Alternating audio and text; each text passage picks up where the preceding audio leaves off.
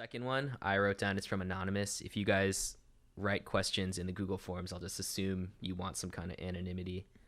So they say, I have a creepy roommate who has a very aggressive energy around him and yells at me, slams my door, and other manipulative stuff. I feel a lot of fear around him, almost like he's going to punch me at any time or get more violent. At the same time, I don't want to be a coward since I have paid to stay at the place and we are not going to be living in the same place for too much longer. So how do I survive this last period of time here? Darn. So for this one, I feel stronger about my advice. Okay. I'd say get out. The daily toll of being stressed, of having cortisol and anxiety, it's not good, man. It's gonna make it's gonna make your work worse. It's gonna make your day-to-day emotion worse. That level of unhappiness, I think you prepaid your rent, unless you truly can't afford it. If you had $3,000 in the bank, I would say go get a place for $500. Go get a Craigslist roommate. Get out of this violent, abusive roommate situation. Well, he's not yet been violent directly, right? It's slamming doors and saying mean things. He feels, I guess there could be a world where this person's completely misreading the situation. I've never been scared of a roommate. This person sounds like a bully. And so what I would just potentially suggest is prior to moving out that a conversation can occur where I'm betting that the person doesn't assault you over the course of this conversation. If you can't comfortably make that bet, you think this person is going to jump you, punch you, assault you, don't have the conversation. But if you think that you could sit down and even if it makes them angry, even if it makes them scream, that you could come out physically unscathed, if that's a bet, then I would speak to them. What's the description of the actions? Slamming doors, right? Has very aggressive energy around him, yells at me, slams my door, and other manipulative stuff. I think this is a conversation. I think this is, and honestly, this is. I've never been scared every day. This guy said he was scared every day, right? He feels a lot of fear. That something could happen. And quite frankly, this sounds to me, again, I'm reading into it as is Ben. We don't have the full context of this, but it reads to me as this: if this person is a bully, it reads to me as that you might be someone who is susceptible to bullies and not in a accusatory or blame-filled way, that you might call this towards you might. I this wish person wouldn't do it to Ben. I Let's wish put we it had. that way. Well, I wish we had details. Who is this guy? Is he in a gang? Has he got a neck tattoo Sure, and a drug sure, problem? yeah, and a gun. Seriously, Yeah. No, is he an alcoholic? Like, I don't want to know yeah. who you're. No, it's the truth. If your roommate's never punched anyone in their entire life, then you're probably safe. Yeah. If he's an alcoholic who's in a gang, Yeah. GTFO. But if he has punched someone and he's a jerk, I'm just imagining you, and I don't think they would do this to you. And I think it's because I got sucker punched by a blackout alcoholic who had a shitty setup, you know? Sure. At a roommate? No, but I'm just saying, like, If you had interacted with that blackout alcoholic for the previous 6 months, I don't think he would have sucker punched you. probably. I think he was walking out of a bar. You know what I mean? Probably. So there's certainly a circumstance It's in the which thing. Yeah, I don't know the advise you, details. but Who is the guy? Who's the roommate? Yeah. You know? How So, prone is he to actual violence? There's no definitive answer. The closer he is to someone with a gun who will actually assault you, the less you should speak to them. The more this is a run-of-the-mill, mean bully who might sometimes threaten aggression, maybe even gets aggressive, but is unlikely to assault you, the more I lean towards speak to them. Mm-hmm. And so if it's closer on this side, what you can say is like, look, man, can I talk to you? I feel like I give the same advice, but I need like a little paper that comes up. Set up a different time and space to do it, where you're opening them up. It's not after they slam the door. You go, you know what? We need to talk right now. Bad time. Like, you get home, they're chill. Be like, hey man, there's something I've been meaning to talk to you about. Do you have 5 minutes? Like something different that's gonna snap them into a conscious, like, oh God, what's going on here? This is tough for me to say. I don't really know how to do it. When you fill in the behavior that happens, when you shut the door the other day and it made that loud noise, you don't even have to say slam the door because they might dispute that. Like, when you shut the door, when you said this, the other thing, when you said this, it made me feel. When you, then I. And because of that, I don't feel comfortable at home. I don't do this.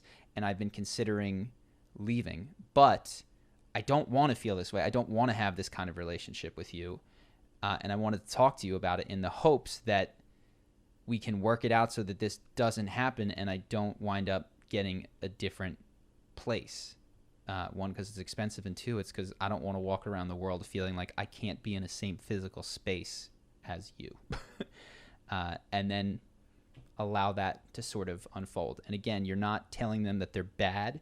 You're not telling them, don't argue over definitions. If you find yourself getting embroiled in, I didn't slam the door, or I didn't, like, stick to things that are, when you said XYZ words, like that are tougher to deny. Yeah, we always talk about facts and feelings. Yeah. That try to say things that are indisputable. Yeah. So they're unarguable facts, or they're about your feelings. That way, no one can tell you how you actually feel. So And that way you don't get caught in an argument. Mm-hmm.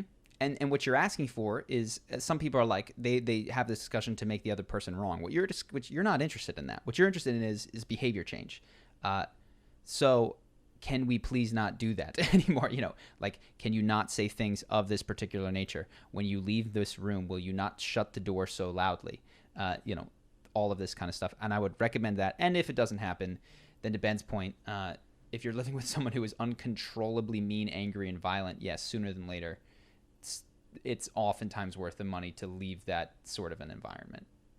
So what about something that's less, I guess, like, fear instilling, but more like just a really messy roommate who you sit down and talk to, and they still haven't changed their ways? What would you say about that? So someone who's a really messy roommate. We had this. Yeah. What do you think? I mean, I just accepted it because I was in love with her. So I would say, what would you think? I was happy to roll around in the mess, man. I was infatuated. So what happened? So it was different with me, because the mess was it would get messy out there, but it was 90% contained to your room, right? It on occasion would be dishes and stuff left out, which I wasn't heavily involved in this. But what I would do if I was really interested, let's say that I wanted the kitchen cleaned, I would sit down and come up with universal rules which would not have been exclusively applied to her. I would say, like, let's agree on, like, universal rules, and potentially, like, universal how, like the Hague, you know, when you break the rule, what are we going to come together, and how will this be dealt with? And it might be like, you know, you pay the other person $5 when this doesn't happen. It might be simple like that. And co-create them, right? Co-create. You're and not it applies superior. to me. You're not superior to your roommates. So Yeah, you don't yeah. get to just come in with a list and be like, here are the rules, house rules. So you have to co-create the rules. And you negotiate. And you're like, okay, if the dishes aren't cleaned up after dinner, it's going to be $5. She's like, well, sometimes I like to watch my TV show. I was like, okay, if the dishes aren't cleaned up by 8 a.m. the next morning, where cleaned up means at least taken into the dishwasher, do this, the other thing, or we have days. And you can set out the structure of this to enforce it and throw something on the fridge if there's days that people have particular chores or whatnot like that.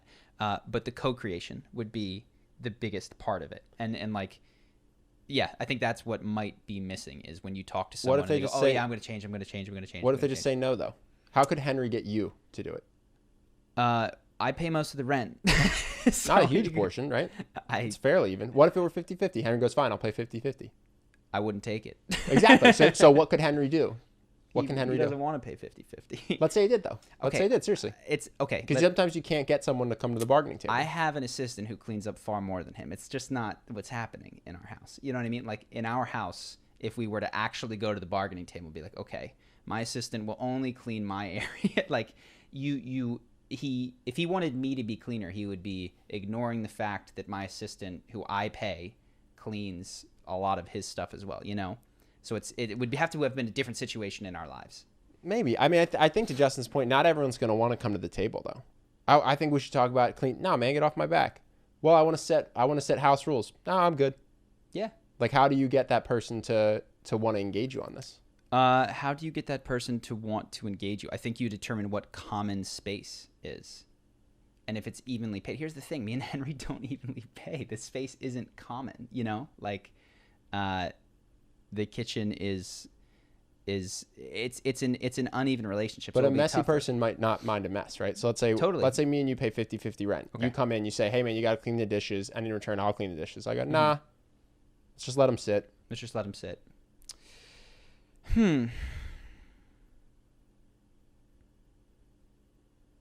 I think you get a different roommate at that point. You know what I mean? If you guys can't come to an agreement over common spaces, that's not a good roommate. You know, and not common spaces, common rules for the common grounds, how you're going to speak to each other, how you're going to this, that, and the other thing. If there's a non-starter.